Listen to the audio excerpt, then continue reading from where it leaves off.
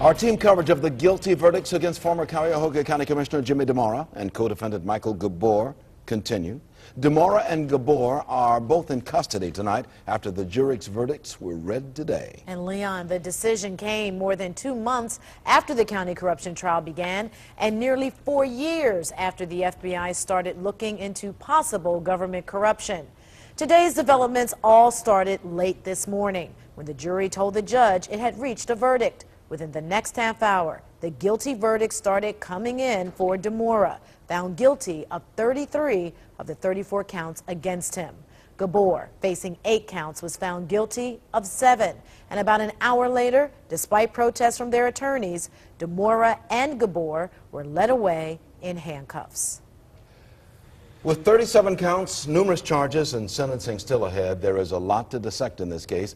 And joining us now is Judge Ken Callahan, who for years has experience on the Common Pleas Court here and is now working as an attorney for Buckley King right here in Cleveland. First off, any surprises for you, Ken? Well, Leon, given the enormity of the evidence, the number of witnesses, the eyewitnesses, and the quality of the evidence, the videotape, audio tape, eyewitnesses, I think there were 9 special agents that went out on the Las Vegas trip. I don't think anybody was really surprised that there were guilty verdicts in this case. Not at all. How many years could Jimmy Dimora face?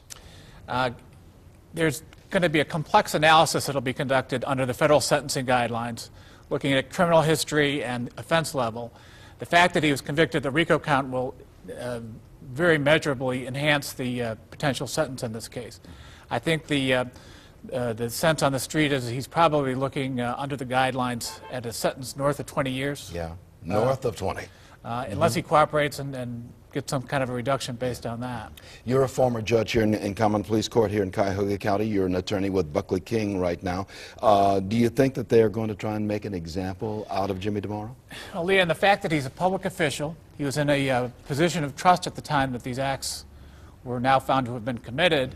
The law looks more sternly at that kind of conduct than they would a regular citizen. So they're sending messages to everybody, well, in public life. I think whenever a public official does an act and is convicted of a dishonest act, all courts are going to treat that individual more sternly than they would an ordinary citizen. But the bottom line for you this morning, or this afternoon, when you saw the verdict came down, there were no surprises for you. There were no surprises. The other side of the coin, of course, is that Jimmy Dimora is a human being and his family is human, and this is an awful time for them, but probably a good time for the system. I think everybody thinks of his wife and the children who were there in the courtroom with him over the last several weeks. So there is a ripple effect. This county changed its form of government as a direct result of the corruption case that we've seen, Dimora and Russo and all the many others.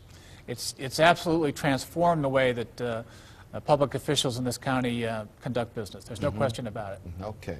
Many thanks, Ken Callahan. He's an attorney with Buckley King right here in Cleveland and a former judge here in Cuyahoga County Common Pleas Court. Good to see you, Ken. Thank you, Leon.